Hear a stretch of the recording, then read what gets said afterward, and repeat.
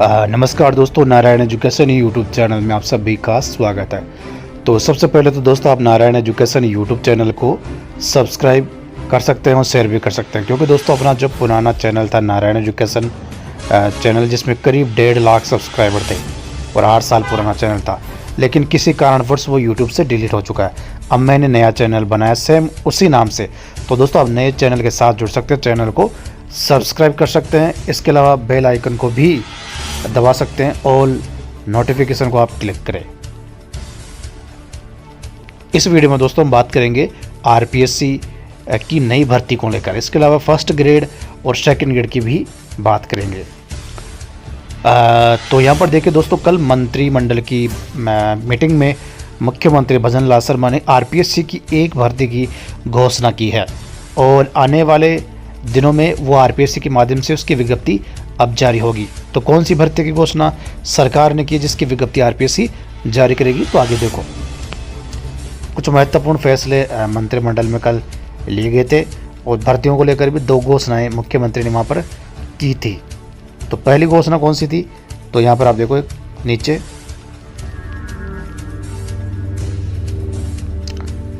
यहाँ पर देखिए। इसमें दोस्तों बड़ी बात यह है, मुख्यमंत्री ने जो कही है मीटिंग में कि आयुर्वेद, यूनानी, होम्योपैथिक चिकित्सा अधिकारी भर्ती अब आरपीएससी करेगी। डॉक्टर बैरवा ने बताया कि नियमों में समरूपता लाने के उद्देश्य से आयुष विभाग में आयुर्वेद, यूनानी, होम्योपैथिक चिकित्सा अधिकारी के पदों पर अब आरपीएससी के माध्यम से भर्ती परीक्षा आयोजित कर चयन किया जाएगा। इस संबंध में सेवा नियमों में संशोधन को मंजूरी दी गई है।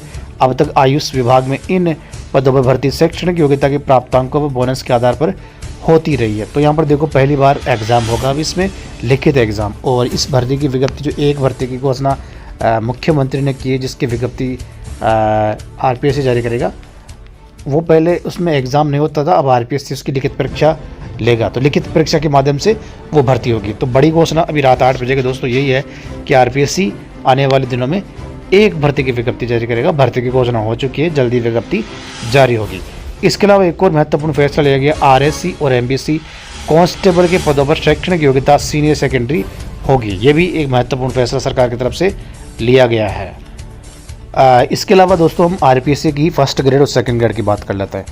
तो यहाँ पर देखो, कल दोस्तों उपेंद्र यादव ने ट्वीट किया था, बड़ा ट्वीट है, और ट्वीट के माध्यम से उपेंद्र यादव ने यही बताया था कि जो शिक्षा विभाग है, निदेशालय, उन्होंने फर्स्ट ग्रेड के पदों में बढ़ोतरी को लेकर, सेकंड ग्रेड पदों में बढ़ोतरी को लेकर और रीट या थर्ड ग्रेड शिक्षक भर्ती के पदों का वर्गीकरण तैयारी करने को लेकर वित्त विभाग को फाइल भेजी है और जल्द ही वित्त विभाग की तरफ से दोस्तों अनुमति मिल जाएगी, स्वीकृति मिल जाएगी।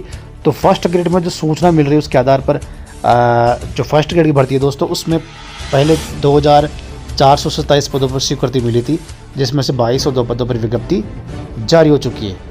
लेकिन अब जो सूचना मिल रही है 3000 से लेके 3500 के बीच फर्स्ट ग्रेड के पदों में बढ़ोतरी संभव है और जो कंफर्म पद लग रहे हैं वो 3200 के आसपास लग रहे हैं। और ये लग रहा है कि जो फर्स्ट ग्रेड की भर्ती है ना, वो 5500 प्लस पदों पर होने की संभावना अब लग रही है, क्योंकि दोस्तों शिक्षा विभाग ने रिक्वायरमेंट के लिए क्योंकि शिक्षा विभाग पहले कह चुका है कि 2427 काफ़ी कम पद है, क्योंकि स्कूलों में काफ़ी फर्स्ट ग्रेड के पद खाली पड़े हैं। डीपीसी के बाद भी 7000 पद खाली है, तो नई भर्ती की तो काफ़ी पदों पर ज़रूरत है ही। तो उसको लेकर फर्स्ट ग्रेड की बढ़ोतरी हो जाएगी। सेकंड ग्रेड की तो अभी तक विज्ञप्ति वैसे जारी हुई नहीं है, लेकिन पहले 2129 पदों पर स्वीकृति मिली थी, लेकिन अब संभावना है कि 5 से लेकर 6000 पदों पर और स्वीकृति या 7000 के पदों की स्वीकृति मिल सकती है और सेकंड ग्रेड भी अब करीब 9000 प्लस पदों पर होने की संभावना अब लग रही है। इसके अलावा जो थर्ड ग्रेड की जो रीट पात्रता परीक्षा माध्यमिक शिक्षा बोर्ड द्वारा, उसके बाद अगले साल जो थर्ड ग्रेड भर्ती होगी कर्मचारी चयन बोर्ड द्वारा, जिसका वर्गीकरण, विज्ञप्ति का वर्गीकरण शिक्षा विभाग भेजेगा कर्मचारी चयन बोर्ड को। तो उसको लेकर अनुमति, क्योंकि वहाँ पर भी तो पद भरने हैं थर्ड ग्रेड के, और अभी की सूचना के आधार पर कोई 20 से 24,000 के बीच पद खाली चल रहे हैं अभी थर्ड ग्रेड के। ठीक है, तो आप मान के चलो 20 से 24,000 के आसपास पदों की अनुमति मिलेगी फिलहाल। बाद में 30,000 पदों पर डीपीसी पेंडिंग है, तो वो डीपीसी जब हो जाएगी ना, तब फिर बम्पर पदों की भर्ती होगी और पदों में बढ़ोतरी संभव है। अगर अब अपन मान लें कि आज की तारीख में 20,000 पदों पर अगर अनुमति मिलती है थर्ड ग्रेड की भर्ती के लिए, तो बाद में 30,000 पदों पर डीपीसी पेंडिंग है, तो अगर 4 सत्रों की पेंडिंग अगर 30,000 पदों पर होती है डीपीसी, तो फिर ये 30,000 पद इसमें आराम से जुड़ जाएंगे, क्योंकि सारे के सारे पद थर्ड ग्रेड के सीधी भर्ती के माध्यम से भरे जाते हैं। अगर 4 सत्रों की डीपीसी नहीं होती है, 3 सत्रों की होती है या 2 सत्रों की होती है, 2 सत्रों की डीपीसी होने के बाद 19,000 पदों पर होती है। तो दोस्तों 2 सत्रों की डीपीसी होने के बाद भी करीब 40,000 के आसपास पदों पर भर्ती हो सकती है।